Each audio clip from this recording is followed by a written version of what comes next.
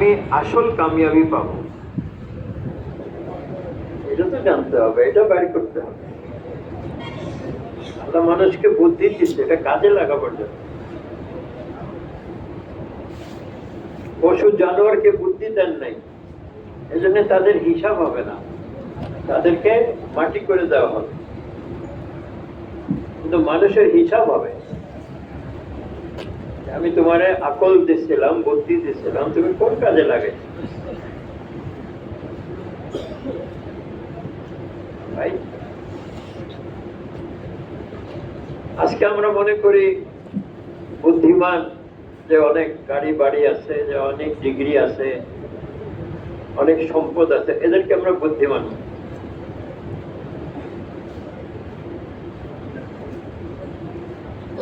ভাই, কিন্তু আসল বুদ্ধিমান হলো সে যে তার রবকে চিনে। আসল বুদ্ধিমান কে? রবকে চিনে। এজন্য আবু জাহেলের নাম ছিল। ভর্তি চলছে দেশ সেরা শিক্ষা প্রতিষ্ঠান জামিয়া কাশিফুল উলুম ঢাকা, আপনার সন্তানের আস্থার ঠিকানা। আপনার সন্তানকে ভর্তির পূর্বে আমাদের দৃষ্টিনন্দন ক্যাম্পাস পরিদর্শন করুন, পুরাতন অভিভাবকদের সাথে কথা বলুন, তারপর সিদ্ধান্ত নিন।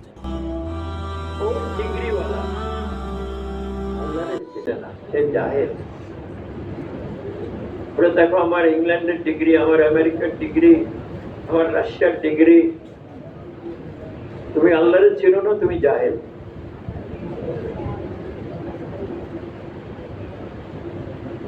তো আল্লাহ যে রাস্তা দেখাবে, ওইটার উপরে যখন মানুষ মেহনত করে তো সে দামি হবে। এত আমরা জিনিসকে দামি বানাই। যখন আল্লাহর হুকুমের উপরে মানুষ চলবে, নবীর তরিকার উপরে চলবে, সে নিজে দামি হবে। আজকে ভুল বশত আমরা দামি জিনিস সংগ্রহ করি, দামি গাড়ি আনো, দামি বাড়ি বানাও, দামি পোশাক বানাও, আর মনে করতেছি আমি দামি হয়ে গেছি। আমি দামি হই নাই।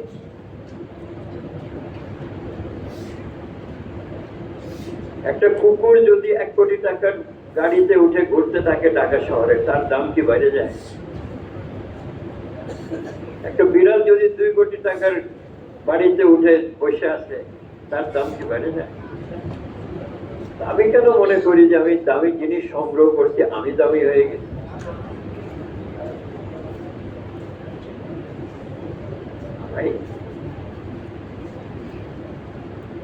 মানুষ দামি হবে যাকে আল্লাহ দামি বলে, আর মানুষ দামি হবে যখন সে দ্বীনের উপরে চলবে। কিসের উপরে চলবে? দ্বীনের উপরে। ইন্নাদ-দীনা ইনদাল্লাহিল ইসলাম। আল্লাহর নিকট যে দ্বীন গ্রহণযোগ্য সেটা হলো ইসলাম। ইসলাম মানে, হ্যাঁ, মানুষ বলে শান্তি। ইসলামের মানে শান্তি। ইসলামের মানে আল্লাহর কাছে আত্মসমর্পণ করা, তারপরে শান্তি পাবে। আল্লাহর কাছে সারেন্ডার করা, আল্লাহ তুমি আমার মালিক, তুমি আমার প্রভু, তুমি আমার রব, আমি তোমার গোলাম।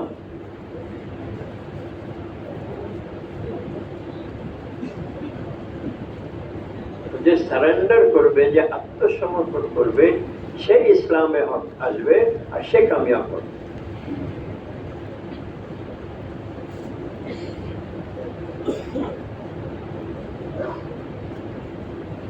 আবু লাহাব, আবু জাহাল আত্মসমর্পণ করে নাই, আল্লাহরে মানে নাই, তারা নাকাম হয়ে গেল।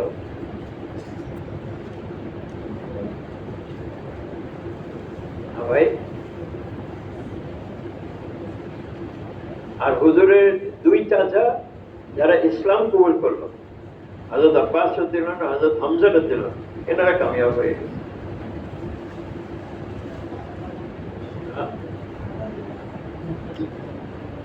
আল্লাহর হুকুম যে মানবে, নবীর তরিকার উপরে যে চলবে, দ্বীনের উপরে যে চলবে, সে কামিয়াবও হবে, দামিও বনবে।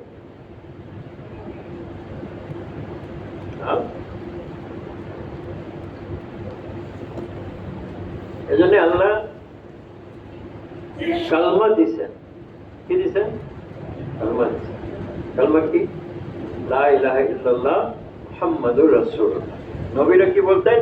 ইয়া আইয়ুহান নাস কুলু লা ইলাহা ইল্লাল্লাহ তুফলিহু। এই দুনিয়ার মানুষ কালমা পড়ো, তোমরা সফল হবা। এই কালমা হলো সফলতার কালমা।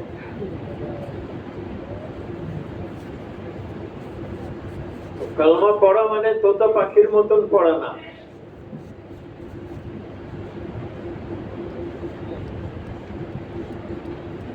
কালমার মানে জানতে হবে, কালমার দাওয়াত দিতে হবে, কালমার উপরে চলতে হবে।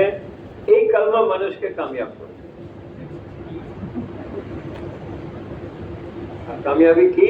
কোরআন এক জায়গা আছে যে জাহান্নাম থেকে বাইচে গেল আর জান্নাতে চলে গেল, সে কামিয়াব। কি ভাই, জান্নাতে যাইতে হবে না? তো জান্নাতে যাইতে হলে কালমার পড়তে হবে, কালমা বুঝতে হবে, কালমার আলোচনা করতে হবে, কালমার দাওয়াত দিতে হবে, কালমার উপরে আমল করতে হবে এবং কালমা অপরের কাছে পৌঁছাইতে হবে।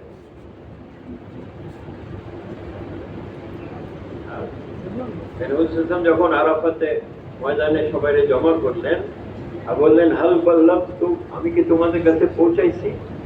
বলে ইয়া রাসূলুল্লাহ, আপনি শুধু পৌঁছাননি, আপনি তার হক আদায় করছেন। আল্লাহ বলছেন, হে আল্লাহ, আপনি সাক্ষী থাকেন। আপনি কি বললেন? যারা তোমরা এখানে উপস্থিত আছো, যারা নাই তাদের কাছে তোমরা পৌঁছাই দাও। কি পৌঁছাই দাও? কালমা পৌঁছাই দাও, দ্বীন পৌঁছাই দাও।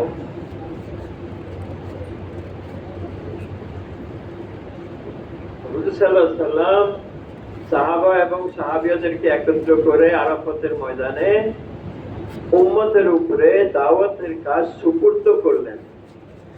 তারপরে বছর চলে গেছেন দুনিয়াতে।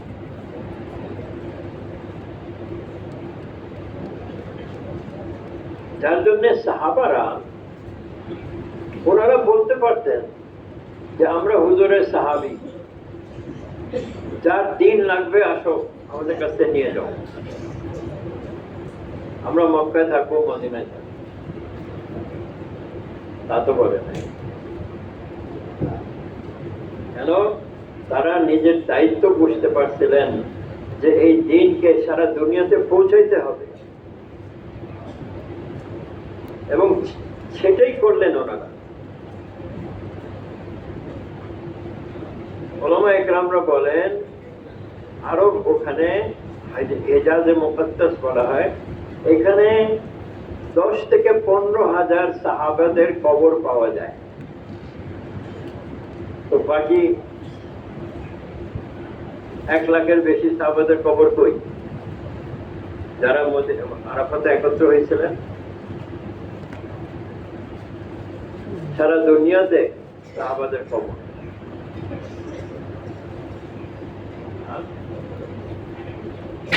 রাসূলের চাচতো ভাই হযরত আব্দুল্লাহ ইবনে আব্বাস রাদিয়াল্লাহু আনহু, ওনার কবর তায়েফ। আরেক চাচতো ভাই কুসুম বিন আব্দুল আব্বাস রাদিয়াল্লাহু আনহু, তার কবর হলো সামারকান্দে, রাশিয়াতে। আর 2 ভাই, এনাদের 2 জনের কবর হলো আফ্রিকাতে। সুদানে একটা গ্রাম আছে, ওটার নাম হলো সাহাবা। ভাই, এটার নাম সাহাবা কেন? বলে এখানে 50 জন সাহাবার কবর আছে। ভাই, তো সাহাবারা সারা দুনিয়াতে কবর বানাইছেন, কেন গেছিলেন? মালের জন্য, ডলারের জন্য? কিসের জন্য গেছিলেন? হুকুমত করার জন্য?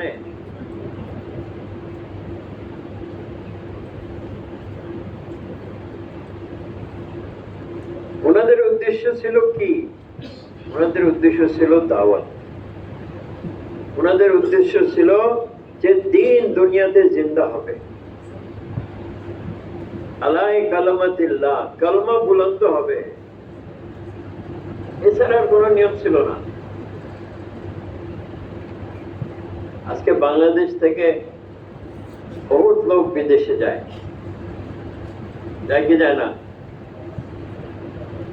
হ্যাঁ? কিন্তু কেন যায়? কি ভাই, কেন যায়? মাল কামাইতে।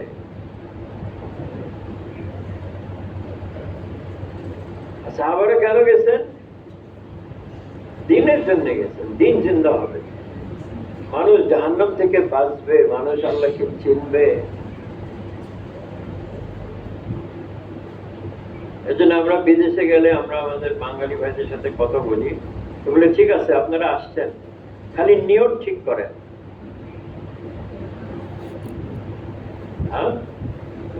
মাল কামানো এই নিয়ত দরকার নাই, আমরা বড় নিয়ত করি যে আমরা এখানে দিনের কাজ করব, এই নিয়ত করেন। তো মাল আল্লাহ আপনার জন্য যা রাখছে আপনি পাবেন, কেউ নিতে পারেন। মাল এমনি আসবে পাও, কিন্তু আপনার নিয়তের উপরে আল্লাহ পাক আপনাকে সাহাবাদের সাথে আপনাদের হাসর করবে।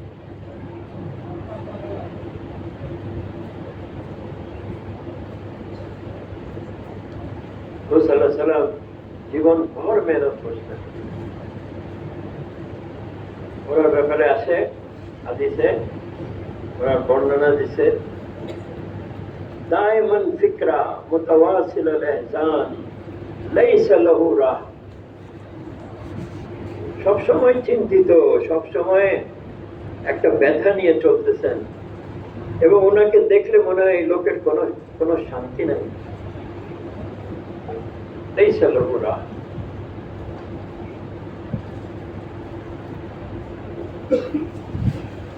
একবার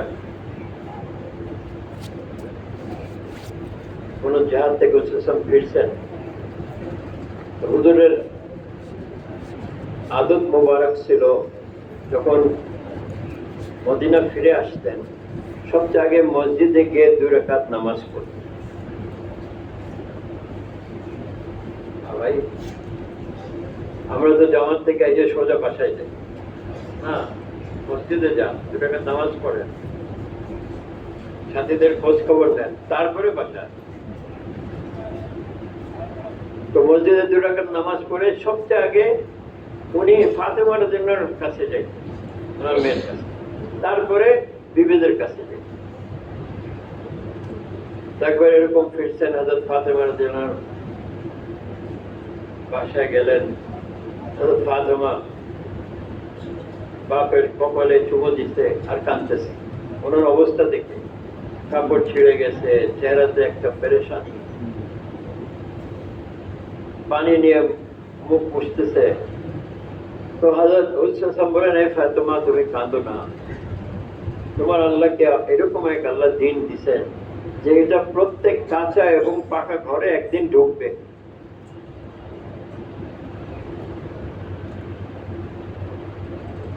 ভাই, আর আজকে আল্লাহ মাফ ফরমান, মুসলমান নামাজ পড়তেছে না, মুসলমান রোজা রাখতেছে না, মুসলমান মেয়েরা পর্দা করতেছে না। আজকে দিনের কি অবস্থা?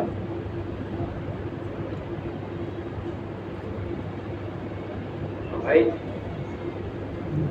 আজমানানি ইলিয়াস সাহেব রহমতুল্লাহ আলাইহি উনি বড় আলেম ছিলেন, কিন্তু ওনার সময় আরো বড় বড় আলেম ছিল।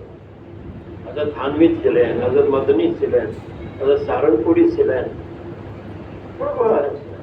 কিন্তু আল্লাহ পাক ওনাকে দিয়ে কাজ নিলেন যেটা 100 বছর পরেও চলতেছে। কেন? ওনার ফিকিরের কারণে। উনি কি দেখলেন যে দাওয়াত বন্ধ হয়ে গেছে, খুরুজ নাই, আল্লাহর রাস্তা বের হওয়া নাই। ইলম মাদ্রাসার 4 দেওয়ালের ভিতরে বেশিরভাগ বাচ্চারা পড়তে, আর তাসকিয়ায়ে নফস বড় বড় মাশায়েখদের ঘরে খানকা হিসাবে কয়েকজন ফায়দা নিতেছে। কিন্তু আম মুসলমান সারা দিন থেকে মারুম হয়ে তাদের ভিতর থেকে দিন বাইরে হয়ে চলে যাচ্ছে। এটা ছিল না ফিকির যে উম্মতের কি হবে, উম্মতকে আবার দিনের উপরে কিভাবে আনা যায়, এটা ছিল না ফিকির। আল্লাহ পাক ওনার উপরে কাজকে খুলছেন এবং আল্লাহর ফজলে উনি প্রথম কাজ যেটা করলেন, উনি জামাত তৈরি করছেন। কোথা থেকে? মেওয়াত থেকে। মেওয়াত কোথায়? দিল্লির বাইরে 30-40 মাইল দূরে গ্রাম এলাকা, এবং ওখানকার লোকরা মুসলমান ছিল, খালি নাম ছিল আর কিছু ছিল, নামাজ নাই, রোজা নাই, হজ নাই, কিছু নাই। অনেক মুসলমান ঘরে মূর্তিও ঢুকে গেছিল। কেউ যদি মরতো, কিভাবে বুঝবো যে এই লোকটা মুসলমান ছিল না হিন্দু ছিল? তো যদি পুরাই দিত, বুঝলো ও এটা হিন্দু ছিল, আর যদি দফন করতো, বলো এটা মুসলমান। এরকম লোকের ভিতরে উনি কাজ করতেন। একবার কৃষক হাল চালাইতেছে, উনি তার পাশে হাইটে হাইটে ওরে দাওয়াত দিতেছে, সে কোনো পাত্তা দেয় না, সে তার হাল চালাইছে। আর উনি বারবার ওরে বলছে, ভাই শোনো আমার কথা, শোনো আমার। এক কেনি মারছে, ছিটকে গিয়ে পড়ে গেছে। কি করছেন উনি? উনি দাঁড়ায় নিজের পাগড়ি খুলে তার পায়ের উপরে রেখে। তো কৃষক বললো, আচ্ছা বলো মৌলভী কি বলনা, কি বলতে চাই বলো বলো। তারপরে বসে বসে কথা শোনো। এরকম কয়েক মাস মেহনতের পরে উনি প্রথম জামাত বাইর করলেন। জামাত যখন চলা শুরু করলো, উনি বললেন, হে মেওয়াতিরা, তোমরা দেখতেছো তোমাদের কদম এখানে পড়তেছে, আর আমি দেখতেছি তোমাদের কদমের ছাপ ইংল্যান্ড আর আমেরিকার উপরে।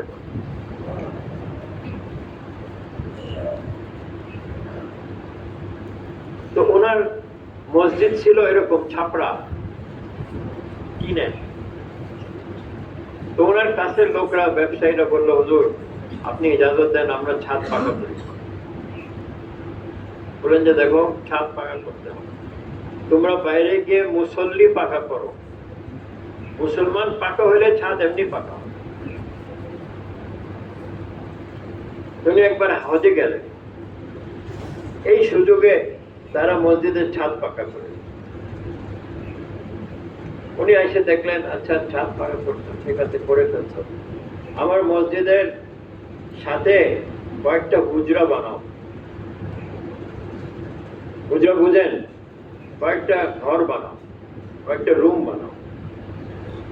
আমার মেহমানরা আসবে ইংল্যান্ড আমেরিকা থেকে, তাদেরকে ওখানে রাখবে। তো ওনার লোকজন আদবের কারণে ওনার সামনে হাসে নাই, বাইরে গিয়ে হাসে। হুজুর কি বলতেছে? দিল্লির লোক আসে না, আর উনি ইংল্যান্ড আর আমেরিকার লোক তালাশ করতে।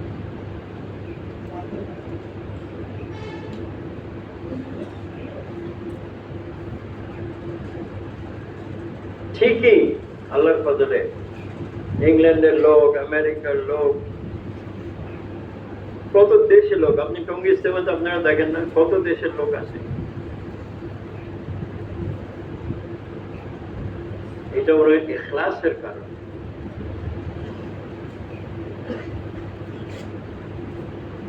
ওনার বিবি খুব ধনী পরিবারের মেয়ে ছিল, ভালো খানা, ভালো কাপড় পরা। আর এখানে নিজামুদ্দিনে খানাও পাইতেছে না, কাপড়ও পাইতেছে। তোমার ইলিয়াস সাহেব ওনার একদিন ডাকলেন, বললেন, দেখো তোমার তো এরকম থাকার অভ্যাস নাই, নিশ্চয়ই তোমার অনেক কষ্ট হইতেছে।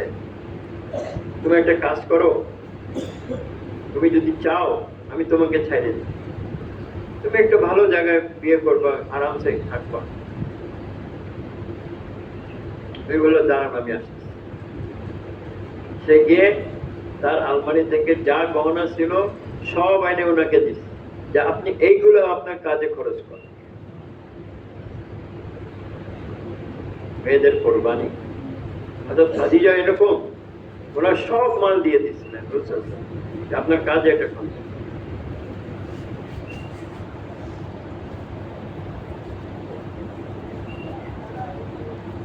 আবু সাসম কি করলেন? আমরা কিছু টাকা পাইলে কিছু জমা করি, কিছু খরচ, ঠিক না? কিন্তু দেখা গেল হিজরতের দিনে আবু বকর রাদিয়াল্লাহু আনহু হুজুর সাল্লাল্লাহু আলাইহি ওয়াসাল্লামকে উট পেশ করলেন, ইয়া রাসূলুল্লাহ 2 উট পালতেছিলাম এই কাজের জন্য, আপনার একটা আমার একটা। হুজুর বললেন না, এরকম আমি নিব না, এইটার দাম ঠিক করো, এটা হবে ধার, তারপরে আমার তোমাকে পরে গিয়ে আমি তোমারে শোধ করব, তাহলে আমি এটা ব্যবহার করব। আবু বকর রাদিয়াল্লাহু আনহু রাজি হয়ে গেছে। আবু বকর কি উট কি জান দিতে তুই আর? তো আমি এই জন্য এই কিস্সাটা বলতেছি যে হুজুর সাল্লাল্লাহু আলাইহি ওয়াসাল্লাম যে হযরত খাদিজা বহুত ধনী লোক ছিলেন, অনেক মাল ছিল, কিন্তু এই মনে করেন 10 বছরে সব খরচ করে দিলেন। উট কেনারও দাম ছিল না, টাকা ছিল না। ভাই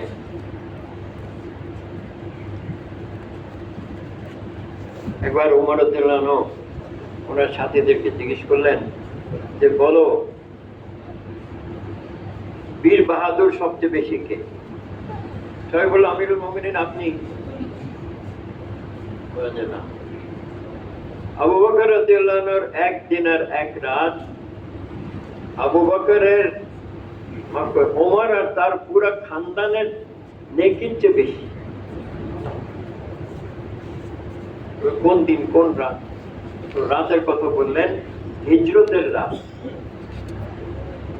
যখন আবু বকর রাদিয়াল্লাহু আনহু রাতের অন্ধকারে মক্কা ত্যাগ করতেছেন, আর 100 উট পুরস্কার দেওয়া হবে, এটা পুরো শহরে এলান হয়ে গেছে, এদেরকে যারা ধরবে 100 উট পাবে।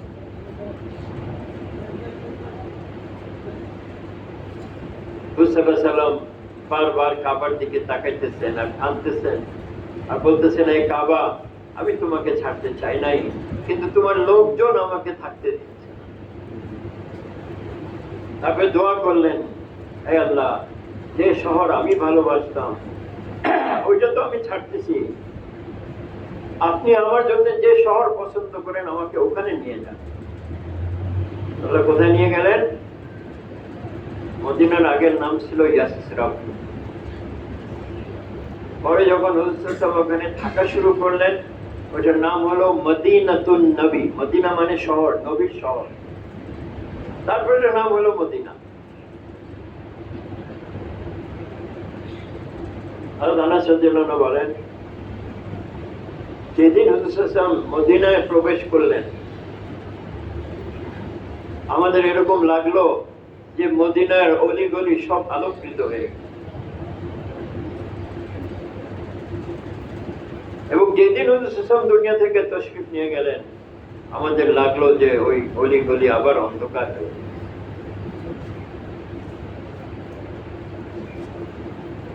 হযরত আবু বকর রাদিয়াল্লাহু আনহু যখন হিজরত করতেছেন হুজুর সাল্লাল্লাহু আলাইহি ওয়াসাল্লামের সাথে,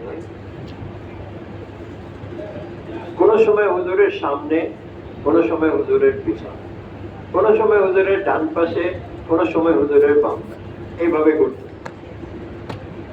হুজুর বলেন, হে আবু বকর, আপনি এরকম কেন করতেছেন? বলে, ইয়া রাসূলুল্লাহ, আমার যখন আমি সামনে থাকি আমার ভয় হয় যে শত্রুরা পিছন থেকে আপনার উপরে আক্রমণ করবে, তো আমি দৌড়াই পিছনে চলে আসি। আর যখন পিছনে আসে আমার ভয় হয় হয়তো ডান পাশ দিয়ে আসবে, তো আমি আপনার ডান পাশে যাই। আর যখন ডান পাশে আসে আমার ভয় হয় যে হয়তো বাম পাশ থেকে আসছে, তো আমি দৌড়াই বাম পাশে চলে। বলেন, হে আবু বকর, আপনি কি আমার জন্য নিজেকে হালাত করে দেবেন? বলে, ইয়া রাসূলুল্লাহ, আমি এটাই চাই, আমি এটাই চাই। তো ভাই দোস্ত বুজুর্গ, সাহাবারা দ্বীনের জন্য হুজুর সাল্লাল্লাহু আলাইহি ওয়াসাল্লামের মহব্বতে ওনারা সবকিছু দিতে তৈরি। মধ্যে কাফিররা মুশরিকরা গুজব রটাইল যে আমরা মোহাম্মদ সাল্লাল্লাহু আলাইহি সাল্লামকে মেরে ফেলছি। তো মদিনাতে যখন খবর আসলো যে হুজুর শহীদ হয়ে গেছে, এক সাহাবিয়া উনি ঘরে বসে থাকতে পারেনি, উনি দৌড় লাগাইছেন ওহদের দিকে। মদিনা থেকে ওহদ 3 মাইল দূর। যাইতে যাইতে যাইতে রাস্তায় কিছু লোকজনের সাথে দেখা হলো। তারা বললো, আরে এটা অমুক না, তোমার স্বামী তো শহীদ হয়ে গেছে। বললেন ইন্না লিল্লাহি ওয়া ইন্না ইলাইহি রাজিউন। কিন্তু হুজুর সাল্লাল্লাহু আলাইহি ওয়াসাল্লাম কেমন আছে? আগে বললেন। একজন বলল তোমার ছেলে শহীদ হয়ে গেছে। বললেন ইন্না লিল্লাহি ওয়া ইন্না ইলাইহি রাজিউন। কিন্তু বলো হুজুর সাল্লাল্লাহু আলাইহি ওয়াসাল্লাম কেমন আছে? তারপরে বলল ভাই শহীদ হয়ে গেছে, বাপ শহীদ হয়ে গেছে। বারবার ইন্না লিল্লাহ করতেছেন আর হুজুরের খবর জানতে চান। তো তারপরে কয়েকজন বলল যে হুজুর সাল্লাল্লাহু আলাইহি ওয়াসাল্লাম ভালো আছেন, সুস্থ আছেন। বলেন যে না, যতক্ষণ আমি নিজের চোখে দেখবো না আমি শান্তি পাবো না। তো বলে ওই যে হুজুর সাল্লাল্লাহু আলাইহি ওয়াসাল্লামকে দেখছেন আর বলেন ইয়া রাসূলুল্লাহ, আপনাকে সহি সালামত দেখার পরে এখন সমস্ত কষ্ট সহ্য করা আমার জন্য সহজ।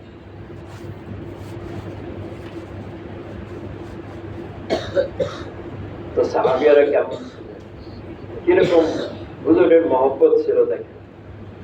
একটা মেয়ে লোকের নিকটবর্তী 4 জন হয়, স্বামী, বাপ, ভাই, ছেলে, 4 জন শহীদ। কিন্তু উনি জানতে চাচ্ছেন যে হুজুরের অবস্থা।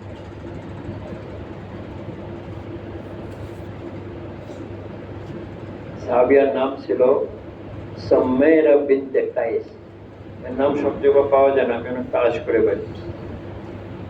সাম্মাইরা বিনতে কায়েস। তো ভাই দোস্ত বুজুর্গ, নিজের জান, নিজের মাল মন চাহি খরচ করলে চলবে না, দুনিয়ার পিছনে খরচ করলে চলবে না। কেন জান আর মাল হলো আমানত। কে দিছে? তো কার কথা মতন খরচ করা উচিত? আল্লাহর কথা মতন।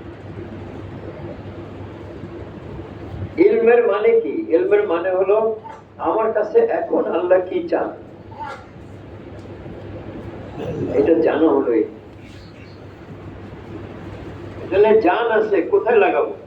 আল্লাহ কি বলছে, রাসূল কোথায় লাগাইছে, সাহাবারা কোথায় লাগাইছে। মাল আছে, কোথায় খরচ করব? আল্লাহ কোথায় খরচ করতে বলছেন, রাসূল কোথায় খরচ করতে বলছেন।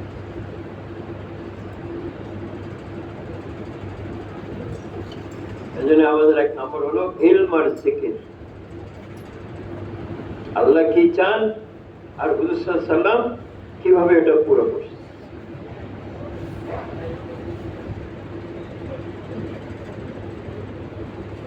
এই ইলম কোথায় পাবো? এই ইলম ফাজাইলে হালকাতে বসে পাবো। আর যখন মানুষ ফাজাইল ফজিলত শুনতে থাকে, নামাজের এই লাভ, রোজার এই লাভ, আল্লাহর রাস্তায় এই লাভ, তো তার ভিতরে আমল করার শখ পয়দা হয়, আগ্রহ পয়দা হয়। কিভাবে করবে? উলামা ইকরামদের কাছে যান। যে কোনো আলেম না, হ্যাঁ, দুনিয়াদার আলেম না, হক্কানি আলেম, যারা আল্লাহকে ভয় করে, যাদের তাকওয়া আছে, পরেজগারি আছে, হক হালাল ভাবে চলে, যাদের ভিতরে নম্রতা আছে,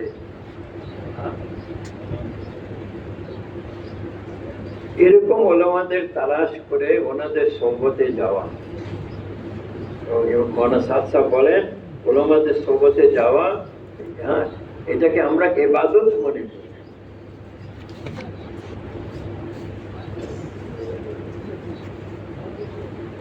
তো ইলম হাসিল করব আর জিকির করব। জিকির আমরা মনে করছি সুবহানাল্লাহ সুবহানাল্লাহ সুবহানাল্লাহ। জিকির মানে কি? জিকির মানে স্মরণ, আল্লাহর ধ্যান আমার ভিতরে আছে, আল্লাহর খেয়াল আমার ভিতরে আছে, আল্লাহকে আমি সব ব্যাপারে আল্লাহকে আমি স্মরণ করি। জিকিরের হকিকত নিজের ভিতরে আনা।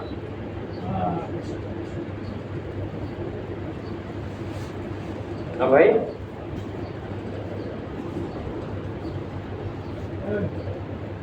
এক উস্তাদের এক ক্লাসে এক ছেলে ছিল, তাকে সে খুব পছন্দ করত, খুব আদর করত, খুব তাকে পছন্দ করত। তো বাকি ছেলেরা হিংসা করছে যে এ দেখো খালি তাকেই দেখে, আমরা কি কেউ কিছু না নাকি। তো উস্তাদ যখন খবর পাইলো তো সবাই একত্র করছে, প্রত্যেকের হাতে একটা ছুরি দিচ্ছে, একটা মুরগি দিচ্ছে, বলে যাও তোমরা এমন জায়গায় যাও যেখানে কেউ তোমার না দেখে, ওখানে জবাই করে এটা নিয়ে আস। তো চলে গেল বিভিন্ন জায়গায়, জঙ্গলে, পর্বতে, কোথায় বন্ধ ঘরে, যেখানে যেখানে গেছে সবাই জবাই করে করে সবাই চলে আসছে, ও আসে না। ওই ছেলেটা অনেক পরে আসছে, সবাই নিয়ে হাসাহাসি করছে, দেখো এক হাতে ওই ছুরি, এক হাতে ওই তাজা মুরগি, এখনো খুব হাসছে তাদের নিয়ে। কি ব্যাপার, তুমি মুরগি জবাই করো নাই? বলে হুজুর এমন কোন জায়গা পাই নাই যেখানে আল্লাহ আমারে দেখতেছে। ওই দিন বুঝলো কেন হুজুর এনে ভালো। এই যে আল্লাহর ধ্যান, যখন মানুষের ভিতরে এই আল্লাহর ধ্যান আসবে তো সে গলত কাজ করবে না, আল্লাহ আমারে দেখতেছে। সিফাতে এহসান বলে এইভাবে ইবাদত করো যেমন তুমি আল্লাহরে দেখতেছ। আর এতটুকু যদি না পারো তাহলে এইটা জেনে রাখো যে আল্লাহ তোমারে দেখতেছে। এটা হলো দ্বিতীয় দরজা। প্রথম দরজা কি? এমন ইবাদত করে তুমি আল্লাহরে দেখতেছ।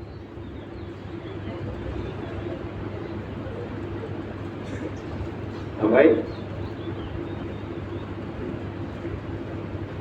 তো ইলম হাসিল করব ফাজাইলের জরিয়াতে, আর মাসাইল শিখবো উলামাদের কাছে। আর আল্লাহ ধ্যান পয়দা করার জন্য কোরআন শরীফ পড়েন, সবচেয়ে বড় জিকির। দাওয়াত দেন, সবচেয়ে বড় জিকির। আল্লাহ ধ্যান দিলে পয়দা হবে। দোয়াগুলো পড়েন, যে হুজুর সাল্লাল্লাহু আলাইহি ওয়াসাল্লাম কোনো এরকম মৌকা রাখেন নাই যেখানে হুজুর সাল্লাল্লাহু আলাইহি ওয়াসাল্লাম দোয়া শিখান। ওই দোয়াগুলো শিখেন, পড়েন।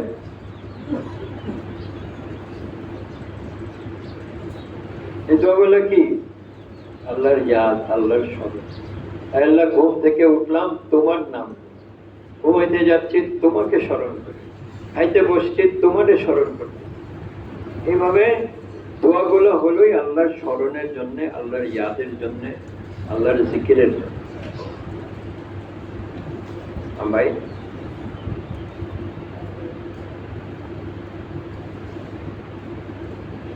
আর কি?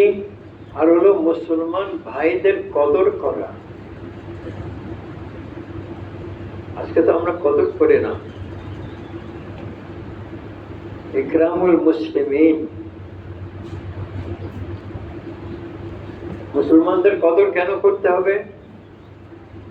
যে তারা দামি। কিভাবে দামি হলো? তাদের ভিতরে কালমা। ভাই হযরত মুসা আলাইহিস সালাম আল্লাহকে বললেন, হে আল্লাহ আমারে একটা দোয়া শিখাই দেন যে আর কেউ জানে না। বলে পড়ো লা ইলাহা ইল্লাল্লাহ। আল্লাহ এটা তো সবাই পড়ে, আমাকে স্পেশাল একটা দোয়া শিখাই দেন। আল্লাহ বলেন, হে মুসা যদি এক পাল্লায় কালমা রাখা হয় আর অপর পাল্লায় 7 আসমান আর 7 জমিন রাখা হয়, তো যেদিকে কালমা আছে ওই পাল্লা ভারী হবে।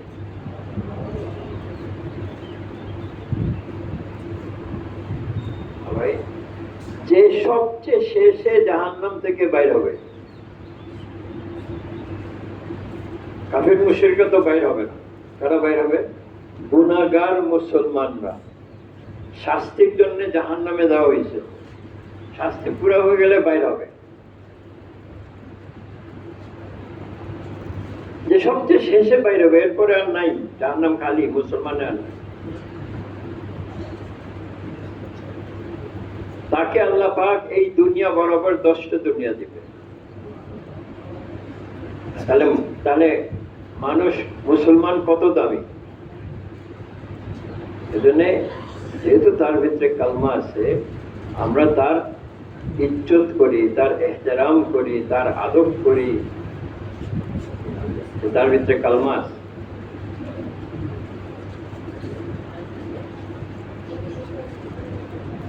আপনার মাটিতে পড়া আছে খবরের কাগজ, অনেক দামি কাগজ, আর মাটিতে পড়া আছে 1 পৃষ্ঠা কোরআনের একদম কম দামি কাগজ। আপনি কোনটা তুলবেন? এই কম দামি কাগজ, যে এটাতে কোরআন আছে, কোরআন দাম।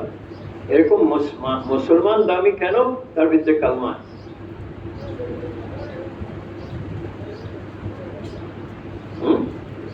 আশাদ্দু আলাল কুফফার ওয়া রুহামাউ বাইনাহুম।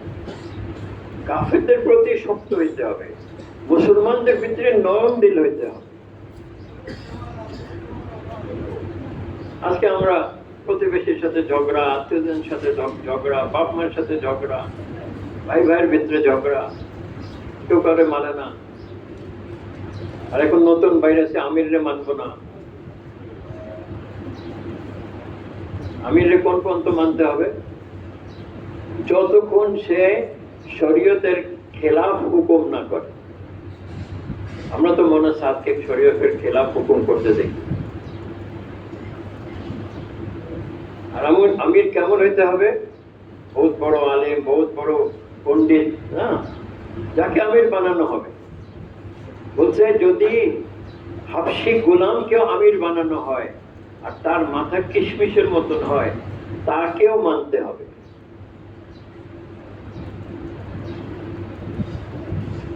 ভাই,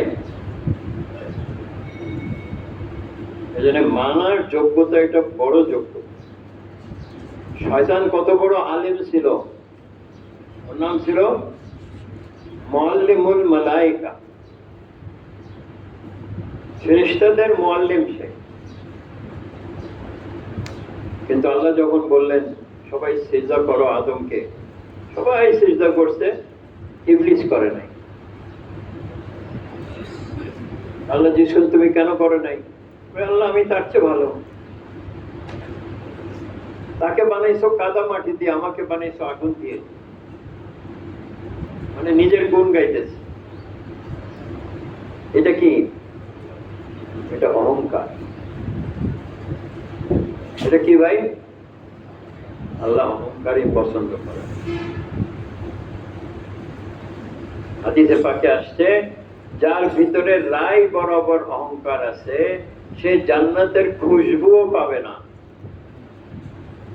আর জান্নাতের খুশবু কত দূর থেকে আসে? কোন রিওয়ায়েতে আছে 500 বছর দূর থেকে আসে, কোন রিওয়ায়েতে আছে 70 বছর দূর থেকে আসে। খুশবুও পাবে না।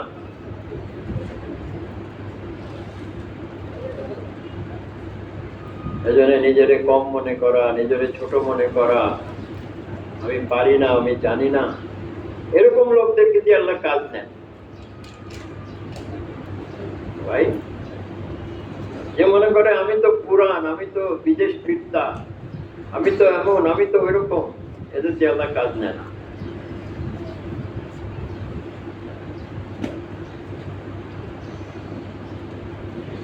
তো এই কাজ করতে সবাই তৈরি আছি ভাই। এখন এই কাজ আমরা করি, কিন্তু পুরোপুরি করি, আমাকে মাফ করো। এক কাজ করি তো দ্বিতীয় কাজ করি, এক তালিমে বসি তো ঘরে গিয়ে তালিম করতে ভুলে যাই, একদিন 2.5 ঘন্টা দিই তো দ্বিতীয় দিন দিই না, 3 দিন কত মাস হয়ে গেছে, এখনো 3 দিন খালি ছুটতেছে। এইভাবে করলে তো হেদায়েত আসবে না। হেদায়েতের জন্য কোরবানি করতে হয়, ত্যাগ স্বীকার করতে হয়, হেদায়েতের জন্য মেহনত করতে হয়। ওয়াল্লাযীনা জাহাদু, যারা মেহনত করবে তাদেরকে আমি হেদায়েত দেব। আজকে সে মেহনত ছুটে গেছে। দোকানে খুশি খুশি 10 ঘন্টা 12 ঘন্টা আমরা বসে থাকি, আর মসজিদে 2.5 ঘন্টা দিতে পারি।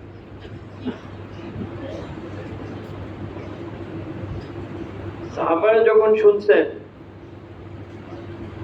যে আল্লাহর কাছে সারা পৃথিবীতে সবচেয়ে প্রিয় জায়গা হলো মসজিদ, আর সবচেয়ে অপছন্দনীয় জায়গা হলো বাজার, ওনারা বাজারে কম সময় দিতেন, মসজিদে বেশি সময় দিতেন।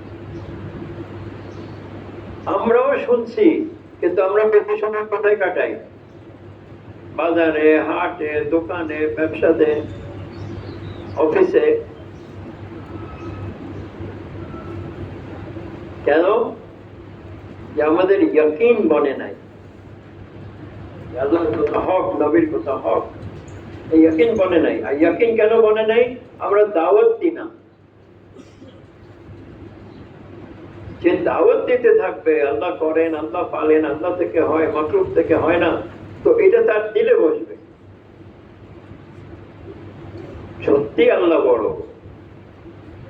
সত্যি মাকলুক থেকে কিছু হয় না। ইব্রাহিম আলাইহিস সালামকে ফেরেশতারা সাহায্য করার জন্য আসলো, বলে তোমাদের সাহায্য লাগবে না। ফেরেশতাদের সাহায্য লাগবে না কেন? ফেরেশতারাও মাকলুক। ফেরেশতারা কি? মাকলুক। মাকলুক থেকে কিছু হয় না। কন্যাওয়ালা কে? তো উনি একটা ছোট্ট দোয়া করছেন, এত বড় আগুন নেমে গেছে। হাসবুনাল্লাহু ওয়া নি'মাল ওয়াকিল। তো ইয়াকিন বানাইতে হবে আল্লাহর উপরে। আপনি যেভাবে আল্লাহর উপরে গুমান করবেন, যেভাবে আল্লাহর ব্যাপারে আপনার ধারণা হবে, আল্লাহ ওইভাবে আপনার সাথে ব্যাপার। তো ইব্রাহিম আলাইহিস সালামের ধারণা ছিল এই আগুন আমারে পোড়াইতে পারবে না, আল্লাহ যদি না চান। তো আগুন পোড়াইতে পারে না। হাজরা আলাইহিস সালামের ধারণা ছিল যে আমার স্বামী যদি আমাকে ছেড়ে চলে যায় বাচ্চাকে দিয়ে একলা, আল্লাহ আমাকে ধ্বংস করবেন না। কেন? যে আল্লাহর হুকুমে আমাদেরকে ছেড়ে দিচ্ছে। এটা হলো ঈমান। ইসমাঈল আলাইহিস সালাম গলা কাটাইতে তৈয়ার, কেন? আল্লাহর হুকুম করেন। আবার বাপরে পরামর্শ দেয় যে আমাকে যখন জবাই করবেন আমার চেহারা মাটির দিকে দিয়ে দিবেন, তারপরে জবাই করবেন। কেন? এদিকে যদি উল্টায় থাকি আপনি আমাকে দেখবেন, আমি আপনাকে দেখব, হইতে পারে আমার মহব্বতে আপনি আল্লাহর হুকুম পুরা নাও করতে পারেন।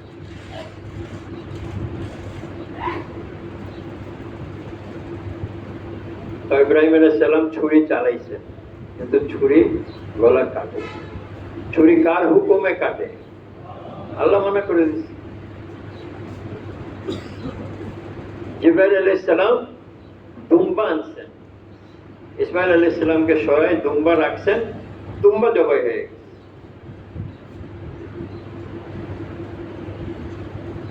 ভাই, আল্লাহর সাথে ওরকম গুমান রাখে, আল্লাহর সাথে আল্লাহর উপরে ওরকম ভরসা করি, আল্লাহ থেকে হওয়া দেখা, এটা চাওয়া হইতেছে। সবকিছু কে করেন?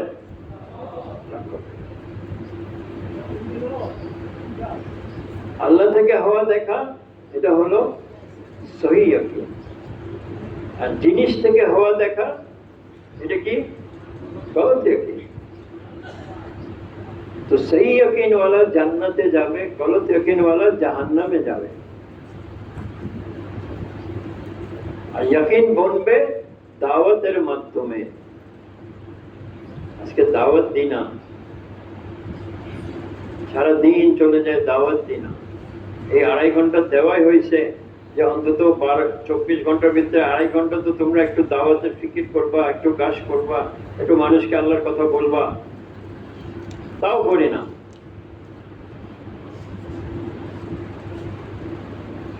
নিজামুদ্দিন ওয়ালারা বলতেছেন 8 ঘন্টা দাও চাকরি ব্যবসাকে, 8 ঘন্টা দাও বিবি বাচ্চাকে, 8 ঘন্টা দাও মসজিদ। কয় ঘন্টা হলো? 24 ঘন্টা।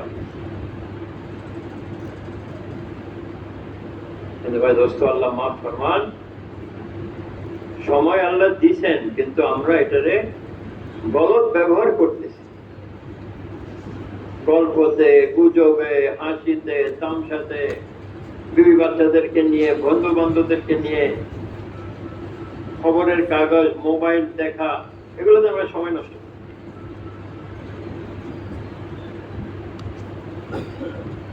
না ভাই, সব ছেড়ে মসজিদে আসে। যে মসজিদকে আবাদ করে, হাদিসে পাকে আসছে, তাকে ইমানদার হওয়ার সাক্ষী দিতে পারে। যে এলাকায় আল্লাহ আযাবের ফয়সালা করেন, তারপরে দেখেন ওখানে লোকজন মসজিদ আবাদ করতেছে, আল্লাহ আযাব সরায় দেন।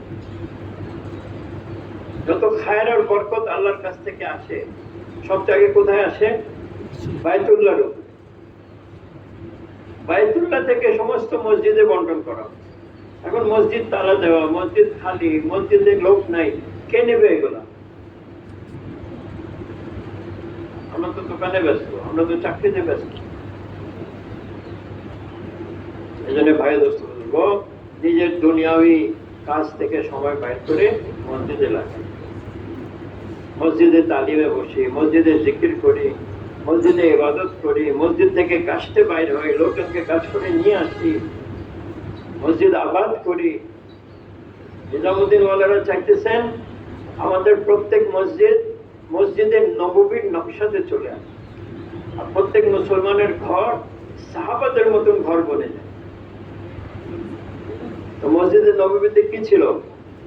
দাওয়াত ছিল, তালিম ছিল, জিকির ছিল, ইবাদত ছিল, খিদমত ছিল, মাশওয়ারা ছিল। সাহাবাদের ঘরে কি ছিল? সাহাবাদের ঘরেও দাওয়াত ছিল, তালিম ছিল, জিকির ছিল, ইবাদত ছিল, মাশওয়ারা ছিল, খিদমত ছিল। যারা দিন শিখতে আসতো বিভিন্ন জায়গা থেকে, মদিনাতে, পুরুষরা মসজিদের দিন শিখতো, মেয়েরা আসলে সাহাবাদের ঘরে সাহাবীদের কাছে দিন। আজকে এই পরিবেশ নিজামুদ্দিন থেকে বলতেছে প্রত্যেক মহল্লা আমরা মদিনার মহল্লার মতন বানাবো। কারা নিয়ত করতেছে? সবাই নিয়ত করে নাই।